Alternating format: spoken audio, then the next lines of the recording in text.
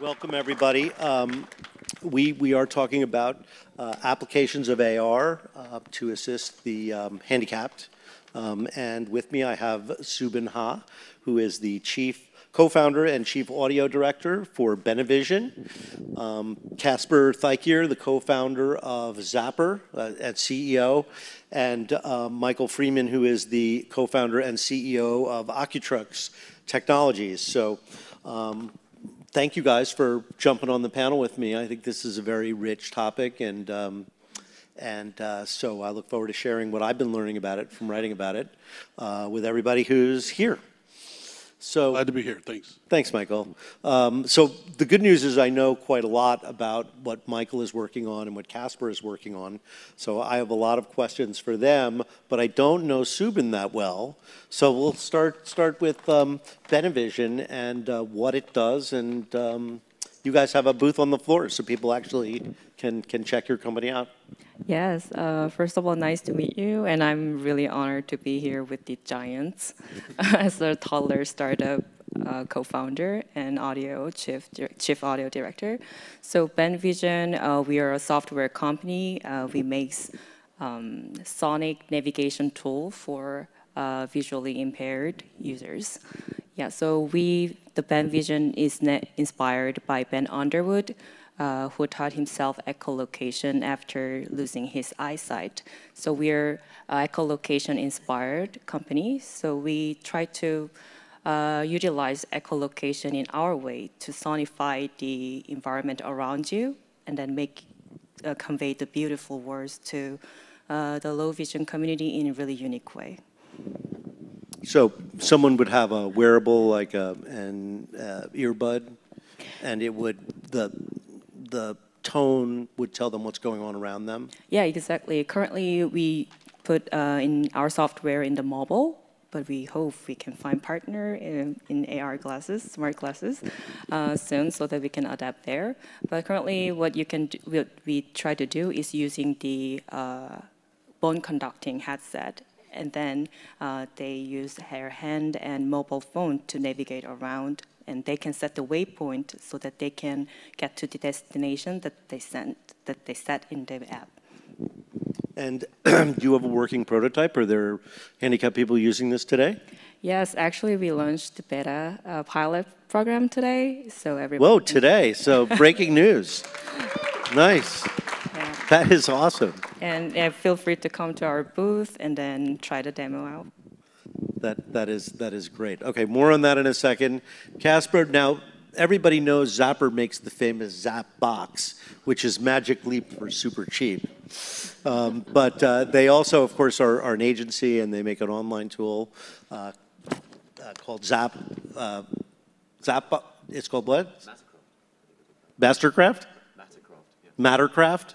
That's your app. That is the content platform. Oh, the content platform. So, and also is an agency. So, just to add that. But how did you get involved with accessibility? And yeah, what are you doing on this panel? Thank you, Charlie. Lovely way to introduce it. Well, I guess we have a very simple view of the world, which is that it just can't be right that access to information specifically on product packaging should be based on your visual acuity. It should be absolutely a basic human right that everyone has access to the information that exists on the trillions of products that exist in the world around us. And so I guess we were trying to solve for that, and we've had this really sort of once-in-a-generation opportunity right now to do that has been based on the fact that there is this incredible legislative change that's coming at the moment for the consumer packaged goods industry, which is through the codification of QR codes and, I guess, a new era of connected packaging. And indeed, certainly in the EU, but coming in the US, you're going to need to have digitized packaging in order to tell all consumers about the information that those products contain. The issue being that a QR code in and of itself is not particularly helpful as I guess, a 2D barcode symbology for the blind and partially sighted community. So I guess the opportunity presented itself, given our background as a computer vision company, to think about how you could enhance the QR code and indeed come up with a simple and singular way to scale the idea of an accessible QR code for everyone to level the playing field and make sure that then all packaging in the world can actually deliver that all-important information to everyone, whatever their visual acuity. So that was the thinking behind it. So, in other words, you're taking the existing QR code and you are graphically changing it to give it additional abilities. Yes, I mean, we're not changing the QR code itself, but you're right. We are it's actually born out from another project. You mentioned Zapbox. So Zapbox is our mixed reality headset, magic lead, magic cheap, as you say. One of the thoughts there that we had to overcome was, well, for the controllers that we use, how can we actually scan and detect those controllers when they're under fast motion and when they're small in the camera view? And so we came up with this code symbology that we call a D3 code. It's after its sort of dot, dot, dash pattern. And it sort of occurred to us that the same use of that code symbology could be placed around one of the corners of a QR code. And in so doing, mean that we can scan and detect that QR from much further away. So if a QR is printed typically at about 15 millimeters in size on a piece of packaging, with, I guess, the iOS camera app or Google Lens or a QR code reader, you can typically sort of detect that from about 15 centimeters away. Well, with the addition of these dots and dashes around the corner, we can actually increase that distance to about 1.2 meters, so sort of 7-8 times the distance. And then we can understand where that QR code is in the camera view, because we've understood from those dots and dashes exactly where it is, and we just focus all our sort of computational power on that area in the camera view. And that means we can also then decode the information in that QR from about 4 times the distance. So it allows us a way to make sure that it's very easy to find the QR in the camera view. If you are a sighted person, you'll be taken to the brand's website, you know, sort of so far, so QR. But if then that technology exists in an existing app used by the blind and partially sighted community, so we're integrated into Be My Eyes and Microsoft Seeing AI and Envision, then we have ways to then access the device's accessibility features. It's such a good idea and so difficult to implement at scale because you're dealing with so many SKUs and so many companies. But if you could do it, of course, it would be a game changer.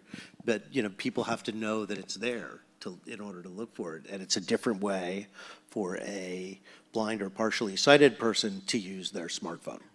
So, although my niece, who is nearly blind and has tremendous problems with this, when I was writing a story about this, I interviewed her, and she thought it was the greatest idea she had ever heard. Because what she does when she's shopping is she takes a picture of the packaging, and then she can, you know, look at it real closely and see what it is. So this is would be a huge, huge convenience to her. But of course, everybody needs to do it, and it's very, very hard to change consumer packaging.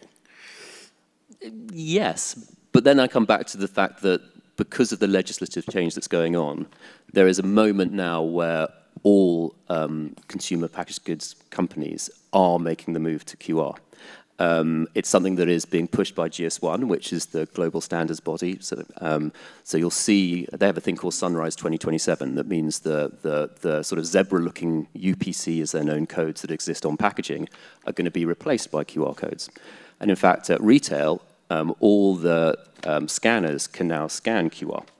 And this is driven by the fact that actually what GS1 are really getting retailers and CPG brands to move towards is the idea of serialization, so that every single product has its unique QR code, so that it can be actually have its own digital identity that can be traced throughout the supply chain from where it's made to where it's ultimately recycled. And so that becomes really interesting because that becomes the single touch point around which we can then put the AQR. So actually all we're saying to brands is you're already putting QR codes on all your packaging. You have to. It's going to be legislated for. Why wouldn't you make it accessible? what could possibly be the Well, reason sure, why? they're going to have to update. You're so, updating it yeah. anyway, so Yeah. change the exciting. lives of 300 million people in the world who have this daily challenge. So, Michael, we've been waiting. Ocultrex. Yes. This is the real AR headset on the panel. It is. That's your cue.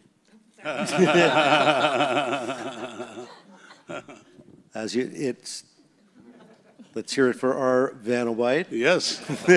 Clap, clap, clap. Yeah, and I was thinking the websites all have to have accessibility access, so why not legislate that all QR codes have to have accessibility, right? Same. Yeah. So it's a great idea. So we have a AR XR headset that helps people with low vision, particularly the people that have macular degeneration and those that have advanced macular degeneration. How many people know what advanced macular degeneration is? So a number. So it's a central eye disease. Typically, you still have good peripheral vision, but some people have lost as much as 20 degrees centrally of their vision. And so the problem is whatever they're looking at, they can't see. They have to look this way and try to divine something on the outside. And before there were magnifying things that magnified and tried to move things back and forth real fast. Our genesis was my father, who was Brigadier General in the Air Force, owned 3 companies, including a computer company. Later on in life, he developed macular degeneration, was not able to fly anymore, couldn't drive his car, couldn't read emails, finally couldn't see the faces of his grandkids. And so it truly is the guy with bad vision had the vision when VR and AR started to be talked about. He said, I think there's something here. And the aha moment was when we got him a curved TV in 2014. There was a football game on. He walked up to the curved TV and he said, I still can't see the 50-yard line, but I can see everything else so much better.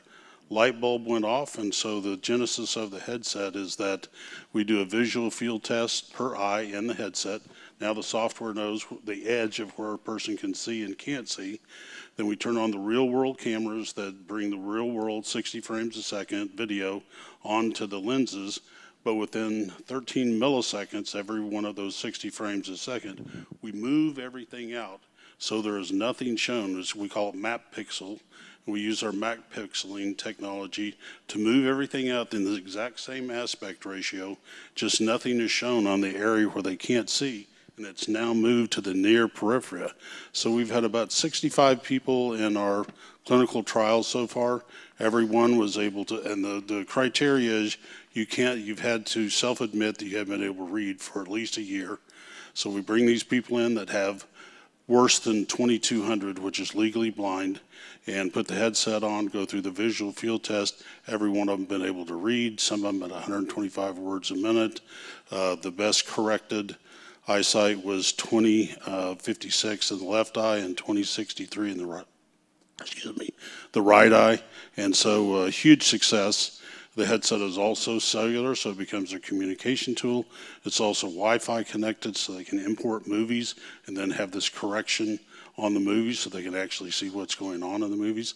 And then with the cellular, they can do FaceTime. See, they can say, call Aunt Sue, call Jimmy, call Aunt Jane, and the headset calls. And it's all facilitated by a companion app where the companion helps them get all their apps and everything loaded in the headset. So basically, the circuit board in that headset does everything your smartphone can do. That's it. That's all. Thank you. And you've been working on this for 10 years? We've been working on it since the fall of 2017. As everybody knows, when COVID hit, the supply chain, I call it the supply chain wreck, everything stopped, and so development slowed down for about 2 years, but we're coming out this fall with the completed headset, all the software, and like I said, we're going to continue the clinical trials in Europe to get our CE mark. We're 510K exempt in the US, and so it's been a great product. So one of the interesting things about your story, if you don't mind telling us, is the investors, because this is a company that's raised serious tens of millions of dollars, Yes. but from, I think, a sort of unlikely source. Yes, so I don't know how many have ever tried to raise money from surgeons and physicians. typically they don't give up a penny. However, 80% of our cap table is surgeons and physicians, because all the retinal surgeons who have patients with macular degeneration that say, "Doc, if you don't do something, I'm going to kill myself." They say this is the only thing out there on the market that's not just magnification, that actually does something. And so about 80% of our investors are physicians and surgeons, their 401ks, their wives, that kind of thing. Yeah, so it's sort of like the auto dealers financing a car Yes. company. It's because they know they have a built-in audience for your headset. But I think the other really fascinating thing is that because of your relationships with those same physicians, you've found other applications for AR technology in hospitals. Yes, real quick. So all of our surgeons were saying, well, this is great for our patients, but I'm on my third neck surgery because I'm cramped over an optical microscope during surgery for up to 10 hours a day. So we augmented this same headset. It's about 80% the same hardware and about 60% the same software. And now we have a headset for surgeons. We created a whole surgical system with a microscope that captures in 2D and then sends it wirelessly to either a headset, or we also invented a monitor that is 3D, but you don't have to wear 3D glasses. It's autostereoscopic with lenticular lenses, and you can just see 3D. So either the surgeon looks at the monitor or they can wear the headset, and they're loving it. Fantastic. So Soobin, getting back to you, you know, I was stalking you on LinkedIn because you were the panelist that I did not know, and I quickly found out that you are a conservatory-trained pianist and sonic artist. So how did you end up in our business? Yeah.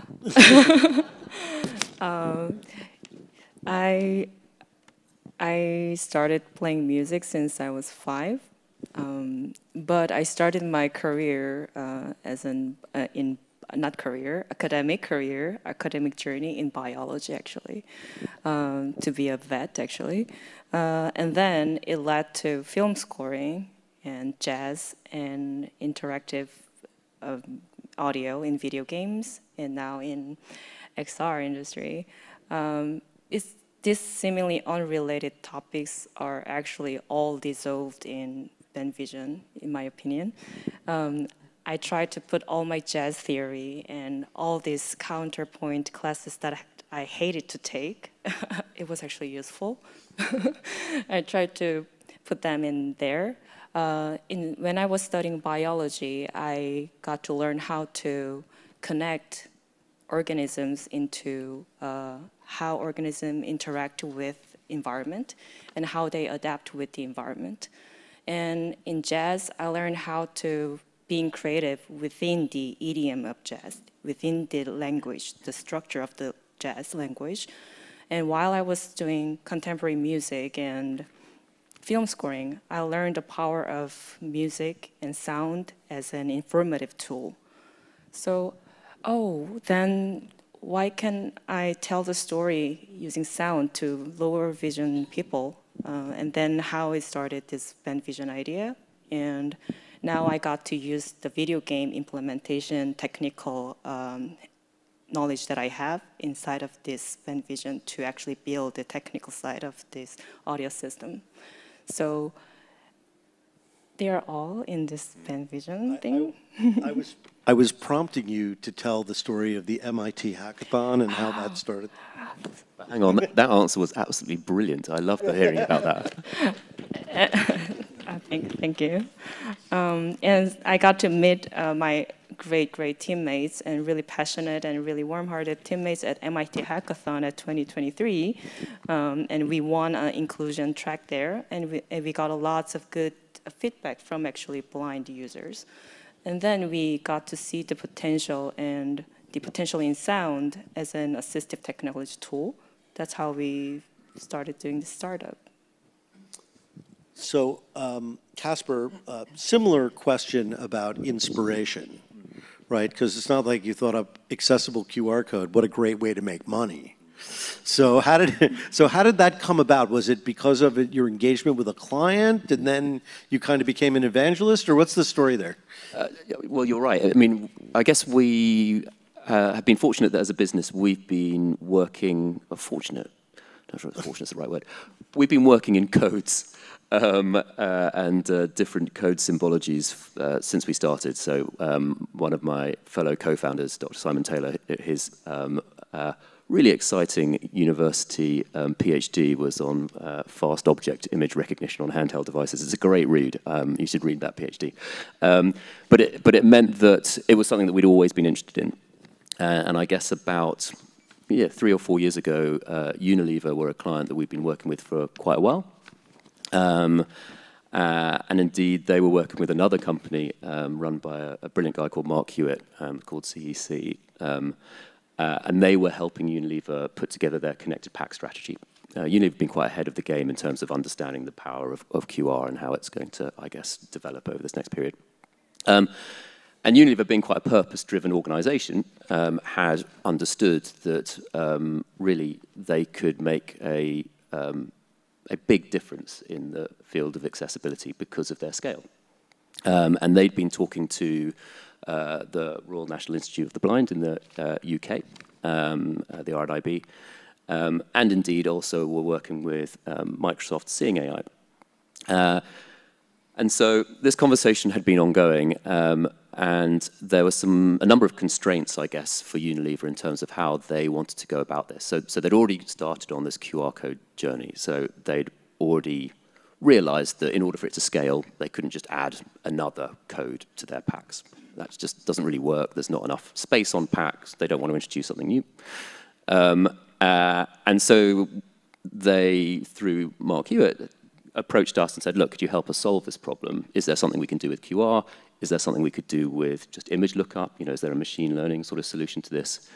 Problem there being it doesn't scale particularly well when you've got over 40,000 different SKUs and different size packs and all the rest of it. And that's where there was this serendipitous moment that at the point in time that they asked us this question, we were working on this piece with Zapbox. And I distinctly remember being in our rather scrappy boardroom in the office with Simon and Connell, my co-founders, when that call came in to go, is that something we consider? And very quickly on the whiteboard, Simon just drew the worst drawing possible of a QR code with these dots and dashes around it and went, possibly this could be the solution. So I think, as with many things in life, it was born out of luck, timing, and hard work, I guess, in terms of all these different disparate paths, and that's why I love your journey as well, in terms of, you know, how it somehow makes sense in the end, might not have at the beginning. And so it was really born from there. And I think once you realize that, you know, I mean, I think we all work in technology because we want the power of technology to improve people's lives. And to think that through this very, very simple application, and to your point of the importance of scale, this is a wonderful way to scale. So yeah, that's how it came about. Michael, getting back to the OcuLens, what are the biggest obstacles? You've been working on it now for 7 years. What were the biggest obstacles? Was it the software? Was it the hardware? What challenges have you had to overcome in creating? Charlie, they were all big obstacles. We were inventing something that hadn't been invented before, but actually we started out as a software company and we looked through Magic Leap, HoloLens, everything that existed at the time. They were all waveguide technology, and if you've got somebody that has loss of up to 20 degrees central vision and a AR headset gives you 35 degrees, you know, horizontally, it's not enough to do anything with. So we decided, okay, we're going to have to create our own optical engine. So now we've created our own near-eye pupil-forming catadioptric optical engine. It's not a waveguide, it's a totally different way of doing it. We've got 60 degrees horizontally, 40 degrees vertically, the widest in the field, 5K with the highest resolution. And so the need for a very wide field of view and very high resolution, because we're working with people with low vision, a lot of vision blanked out in the middle, drove us to create our own optical engine, and now we're very glad that did. But that was initially the biggest challenge, was creating our own optical engine. And you guys are partnered with Qualcomm, like so many of the Yes. other developers here. Yes. Yeah, we work on the XR2 chipset, and we're a preferred vendor with Qualcomm, like Mercedes, Daimler, and all those other guys. And do you use Spaces as your development platform? Snapchat Spaces? I'm just wondering No. if that applies to what you're doing. No. Yeah. And Soobin, getting back to Benevision, are you guys testing it on patients? I know that Oculens is going through trials all the time. Is that something you guys are doing as you're developing it? We are not in our current phase. We are just did lots of general user testings in the whole foundation, like lower vision communities, but we're currently not doing that. So when do you anticipate doing that? Hopefully soon. Okay. What do you think the future is for sound and accessibility? Like even just beyond what Benevision is working on now, what do you think the sort of ultimate vision, to use the wrong word, what is the ultimate state of sonic assistance for the blind? So currently what I am interested in taking a look and what I'm currently working on is building a custom synthesizer for our app, adapting the AI generated audio. So it can affect our product. It can make our product into really scalable, give our product scalability and flexibility once we get to achieve that generative audio. Yeah, so currently I'm making all the sounds really in passive way, but once we adapt the synthesizer and generative audio in it, it can generate any audio sounds in the object or the venues naturally. So that's what I am looking for. So you're thinking AI is going to integrate with computer vision and sound Yes. to optimize Yes. what you're working with now. Right. Sounds great. So same question for you, Caspar, really. Where do you think in 5 years, because my vision, just based on it, and probably more sci-fi than actual fact is, right, that you walk into the grocery store and it tells you what's on the shelf. Then you move closer into it and it gives you some details on what brand it is and, you know, whatever other information a consumer might want. Do you think that's possible? Could we get there? I think we're already working on those things now. I mean, you know, Charlie, you'll know that you can't go to any conference at all where, you know, people don't start with, well, we do something in AI and something else.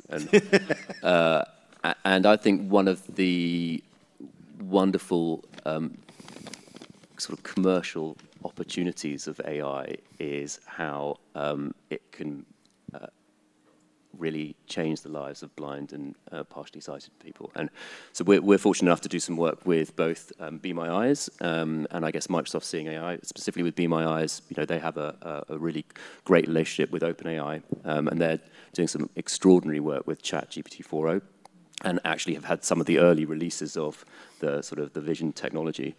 And where that fits with what we're doing is, you know, one of the interesting things about our sort of accessible QR solutions is actually the structure of the data that sits behind them, because it's been sort of curated in a way to make sure that it delivers all the accurate, completely unambiguous information related to a specific product. So once we have that data set, actually laying on top of that Be My Eyes sort of virtual assistant, where they then can have that sort of, be able to have a conversational view of the world So I around only it. vaguely know about Be My Eyes. How many people here know about Be My Eyes? Ah, good. All right. Oh, that's a lot. Yeah. So for the other ones like myself, can you give us a little bit? Well, I guess there are, you know, Be My Eyes, Microsoft Seeing AI, and Vision.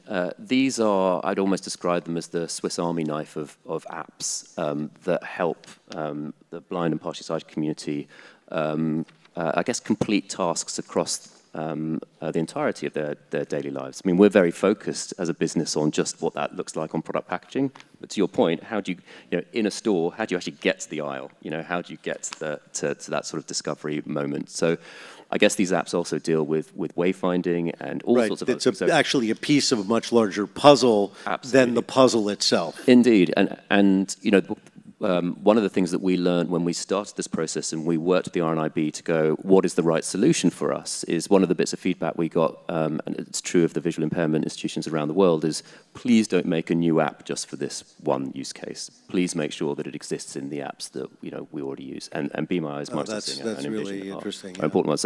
So already you're seeing some incredible work that's going on in terms of the virtual assistant piece and how we can then inject the right sort of information so that it can be trusted, there is no hallucination. Because the important thing around all that is clearly in a product packaging sense, the information has to be true and accurate. It can't be inferred. You can't look at a pack that might contain nuts and ask the question and be told that with no certainty that it contains nuts. So those sorts of things become really important. But so there's a piece which is AI is absolutely having an incredible impact at the moment.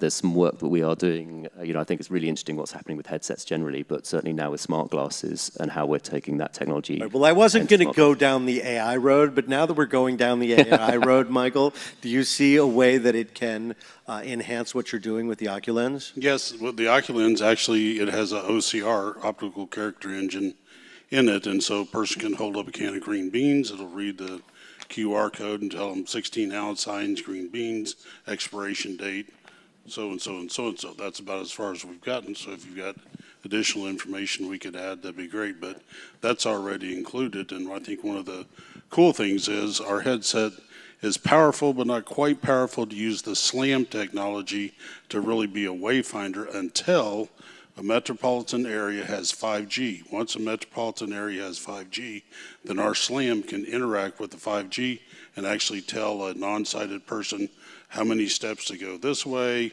where there's a crosswalk, where there's a light, caution, there's a step right there, those kind of things, and that's what we're working on right now.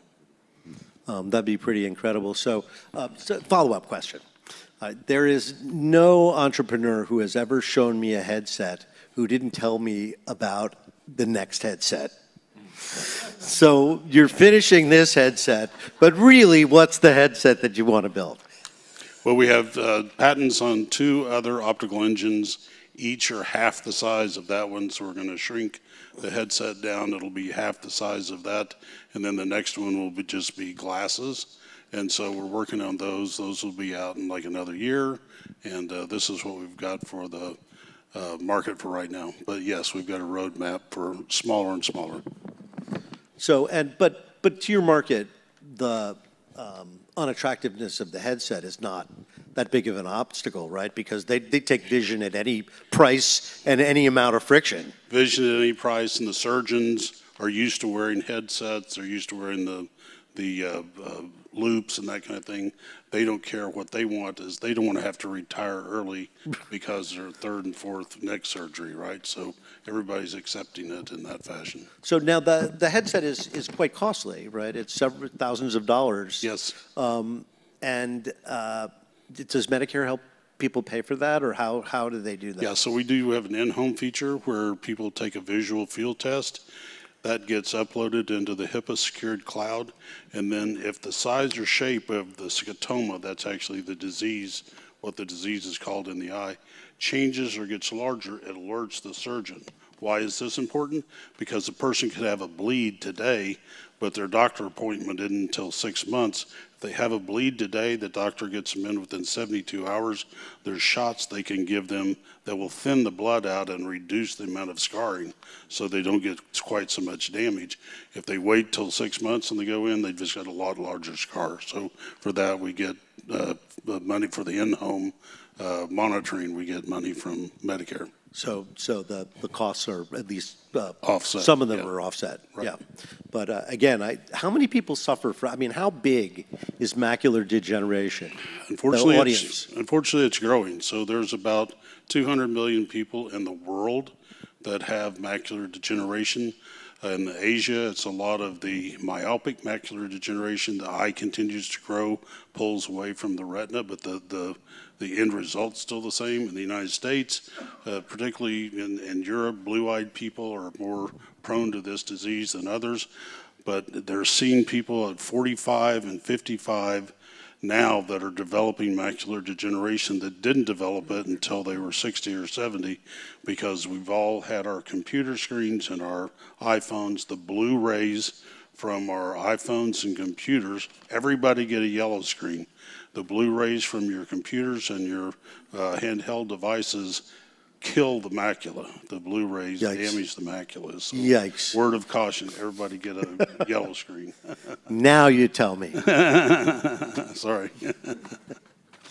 So, Soobin, you said you met your co-founders at the hackathon, at the MIT hackathon. Who are they and what skills do they bring to the venture? Because first of all, how big is the Ben Vision team? It's tiny compared to... You don't have 60 employees at a factory? Unfortunately, we don't. So we all have different background. One is who is Lou. His background in finance and business and marketing. And our CEO, Patrick, his background is actually videographer. So he was in film, but there are a lot of film refugees in your company. Oh, yeah. I haven't thought about it, yeah. But he got into this XR, and then he got into development and also this accessibility track as well. And one another co-founder who is our advisor right now, she is a UI UX designer. And another one, a CTO, Aditya, he is a UI UX design, but also prototyper and also developer. And have you guys raised money? We are trying now. And So we this are is in your a first seed round? Yes. All right. Well, I hope that investor is... Are you doing any of the pitch sessions or anything here at AWE? I am only focused on my talk, Okay. so. All right. We have the wrong executive on the stage for that particular argument. So just to pivot a little bit away from accessibility, Caspar, to talk about QR codes in general, because it seems like that was probably one of the gifts that the pandemic gave us, along with the thinning of the herd. All of a sudden everybody knows what a QR code is, right? Because every time you walk into a restaurant, a store, or whatever, now it's like the mighty QR code. I never in my wildest dreams thought I would talk about QR codes quite as much as I do. It's not something that I chose to become such an important part of my life. QR code will be 30 years old in October. It was first created in 1994 by Denso Wave in Japan, and very much at the time, a way as a utility to speed up the automotive, sort of process within a manufacturing plant. Because barcodes were not adequate. No, and I've got a lot of eating of hat to do, because I definitely decried the death of the QR code at around 2010, and having lived through it in advertising and seen how most creative directors would want to throw you out of their room when you were asked to put QR codes on any kind of print material. So it felt like they weren't long for this world, but it turns out that the amazing utility that they deliver, and indeed how they were embraced more in, I guess, the Far East than they were necessarily in the West in that initial period, and how functionally good they are at holding information, and a lot of information in a way that other barcode symbologies don't do quite so well, means that they have become just something that, as you say, after COVID, we all see as this sort of visual signifier for scan me. I think the problem was that in the early days, the information that you got from scanning was really, really poor. Yeah. So that's improving. But I mean, you'd be astonished how badly sort of the QR code infrastructure and playbook is realized in some of the biggest companies around the world. They aren't particularly well thought through, structured. The data from them isn't particularly well sort of analyzed. There's so much more that QR can do 30 years on. So I think weirdly, it's coming into its golden age, which sounds sort of incredible. And the effect that they'll have over the next 5 years, driven by this legislative change, is going to be pretty immense. Getting back to the OcuLens, Michael, are there other eye diseases other than macular degeneration that you think the headset and the unique software that you've developed might be able to address? Yes. So we have software in the works for retinitis pigmentosa, basically just low vision, so we can magnify things, increase the contrast, reverse white to black, black to white, those kind of things that help other people with low vision caused by a different mechanism than macular degeneration. So yes, and then the whole SLAM thing and the guidance part of it, I think, will be something that'll replace the smart cane in the future. The smart cane of the future. I love the sound of that. I've not heard that before. You also, last time we talked, you were talking about other applications outside of medical applications for the OcuLens. Yeah. Believe it or not, we're talking with some of the largest gaming companies right now. So I'm talking gambling gaming. And you go to Vegas and you sit at the bar and you have to look down like this to play your Texas poker while you're trying to order a drink. So we're talking about putting all the guts of the headset in the bar, just having glasses that are on a tether so you can look around, you can actually see the girl in the red dress on the end, you can see the whatever game's going on, you can see to ask the bartender. And so both for gaming, for enterprise, and for gambling, we're looking at improvising there. That's great. So we have a little time left for questions, or we can, yeah, come on up. There's a mic there. Hi, Dylan Fox with XR Access. I'm curious, so, we've talked a lot about the data sources for different aspects of this, right? It's QR code, you're working with people in the producting and packaging. I've seen QR codes used for public transportation where you put them on the signs. And then there's things like 5G, there's trying to get data from all these different sources. And I guess the question is, when it comes to trying to get necessary data to people's headsets, and you have to work with other organizations to do that, well, whether that's companies or local governments or even crowdsourcing with individuals, what has been most effective, and how do you convince people to get on board with this and manage if you're rolling it out with a dozen or hundreds of different companies, different organizations? How do you keep track of all that? We're depending on Caspar to do that. I need to think if I sort of understood your question correctly. I guess there's different aspects to the data that comes from the QR and then the accessible QR code piece. One of the important things for us when considering data for the accessible QR code element was to make sure that we weren't in any way actually disadvantaging or putting greater data emphasis on the blind and partially sighted community that wasn't true of what the sighted community was getting. Because why should they be prejudiced in terms of how data was being used and how they were using the QR codes? That said, everything about AQR and QR in terms of the data that you can get from those scans is, there's an unbelievably rich source because specifically in connected packaging in the CPG world, there is a black hole actually of data from the point of use, that sort of the moment of use when it matters, as opposed to, I guess, most of the data that a CPG brand would have to buy back from the retailer about what happens at the kiosk. So, but what is that data? From the stuff that we take, it's completely anonymized. We're not interested at all in the individual. It's just about the number of scans, what market it's in, to sort of, I guess, feed back to the business that this is something that has a proper ROI for them. For the data that comes from the QR codes, that's almost for them to manage within the systems they have.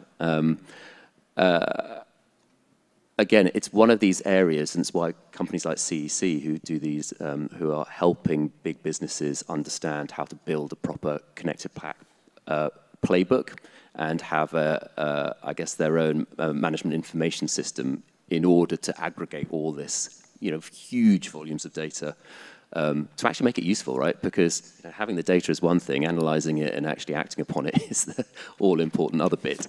So I don't know if that answers your question, but I think, in terms of how you aggregate it all and see it all in the round, that's, actually not a But it is expanding, because who would have thought you could do a QR code to order a hamburger like 2 years ago, 3 years ago? Yeah, I know, very much so. All right, and then I guess for the other two of you, is most of your data just coming from sensors from the device itself, or do you ever consider using external data? I've seen systems where there's Bluetooth beacons embedded in public places that feed information to systems aimed at disabled people, for example. Is that something that you think about, or are you trying to make it kind of completely self-sufficient based on what the device can gather and then potentially like 5G processing in the cloud? So that's what we're focused on, is just the information we get from the 5G and the SLAM, the simultaneous localization and mapping that's in the headset. I really like the sound thing. I think that's a great augmentation for this whole area. I think both of these panelists have great products. And so for our headset, we're just using the SLAM technology plus the 5G to provide that information, basically waypoint information, how many steps, how many feet, where there's a stoplight, that kind of information. Mm-hmm. If they started embedding things, that would be even better, but we're not into that. Right. Yeah, we've considered in past times having airports, universities have some type of central LiDAR that gives information to devices to have the eye in the sky, but that gets a whole nother can of worms. So. Yeah, RFID, LiDAR, all those Well, things. it would be great if our devices could notify us when we're in a place that has that kind of layered data that we can access. I think that's one of the big problems that AR has, is the notification layer, right? I don't want all the information that is geolocated here. I just want the information that's relevant to me and my activity. And so, that's one of those things. Ori was talking about the AR cloud this morning, so we all thought there would be an AR cloud that would do that. I suppose there's still, the AR cloud is the cloud. There is no a cloud that's specific to AR. That's like saying the mobile phone cloud. We get most of what we get from the internet over the air on our phones. So anyway, thank you for your questions. Thank you. This is great questions. Anyone else? Oh, Josh Bankston. He knows a thing or two about XR. Yeah, a couple things. Thanks, guys, so much for your talk. I have an interesting question. The idea, there's this book that I read a while back about convergence. And this idea that we have this layer of technology that's being built, these bespoke solutions. Is there a concept of kind of an opt-in to a meta-analysis of this empirical data sets that you're creating, right? Because we're moving beyond the anecdotal, I feel like I'm seeing better, I feel like I'm hearing better, I feel like I'm guided better. Is there an idea to work together collaboratively to build a metadata set that's used for research and data analysis? You're a futurist, and so yes, but I think that's 3 to 5 years off, because is it going to be Android based? What is the base that it's going to be? But I see people come up to us and say, oh, we could use your headset for this, or we could use your headsets for this. So I think in 3 years, maybe a little bit longer, there's going to be a convergence and probably a blast of all kinds of things that emit out of it. But yeah, you're right, that's the future. So I just challenge you guys to think, I work with about 80 different universities, higher ed institutions. They would love to be able to, even in an obfuscated way or in an anonymized way, access some of these data sets that folks can, of their own volition, opt into, but then inform these data sets so that we can all grow together. So excited to see what's next. Agreed.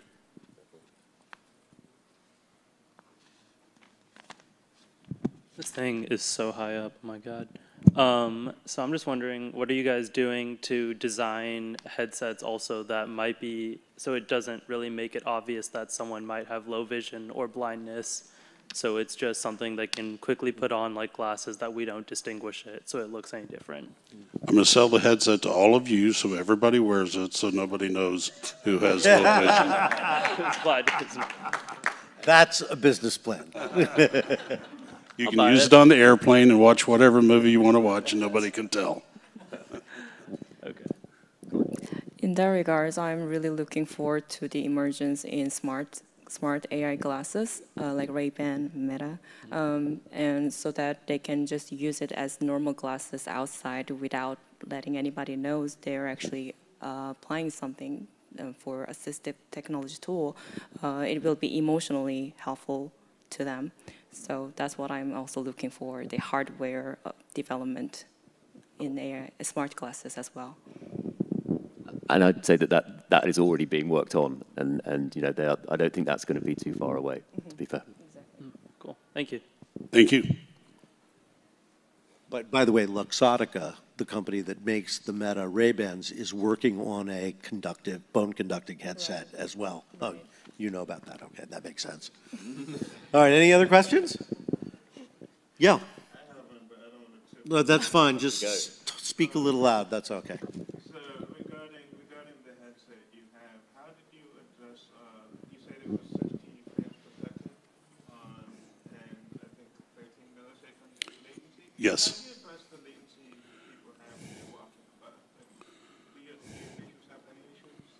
No, because 60 frames a second video is fast enough that when they're walking, they see the real world. With our headset, it's truly AR. It's not VR. So they're seeing the real world around the image that's presented to them that's augmented. And so they can see all the peripheral. Surgeons are able to see when a nurse hands them a tool. And so they've got the real world integrated with the augmented reality. And then the 13 milliseconds, it takes about 60 milliseconds lag time before the human eye can see it.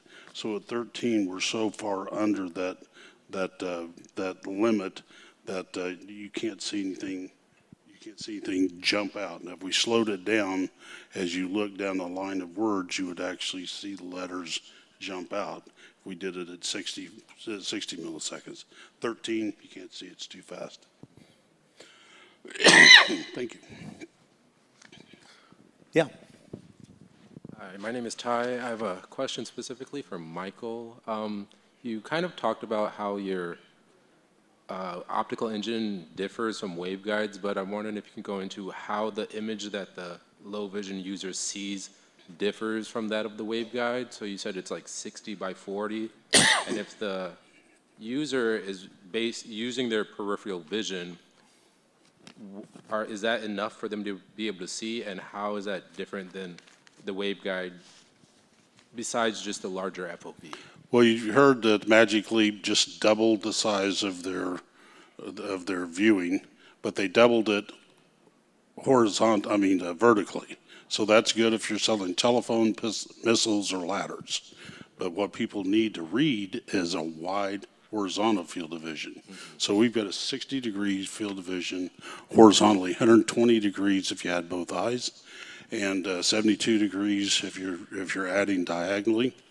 And so most people with macular degeneration have somewhere between 11 to 13 to 15 at the outside, about 20 degrees field of vision missing centrally. So with 20 degrees, you still have 20 degrees on either side to move letters out, and in fact entire words depending on the font size. And so, and that way we can actually have enough augmented reality field of vision for them to read a line of words as they scan down. Does that make sense?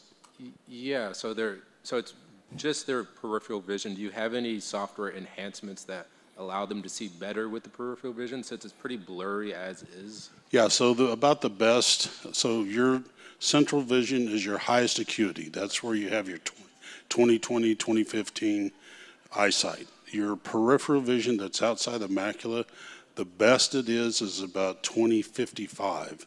And so that's why all of our tests are somewhere around 20/50, 20/60, because that's the best that can do. So that's why having 5K resolution helps because every bit of higher resolution you can beam onto that 20, 50 degrees, 50 eyesight just helps that much more. And then we do contrast, we do brightness, we do reverse scale, white to black, we do magnification, a bunch of those things. Got it. Okay. Appreciate it. Thank you. All right, our clock is showing 0, so that's all the panel we got today. Thank you, people, for listening to us, and thanks to the panelists for sharing their insights. Thank you. Thank you, Charlie. Thank you.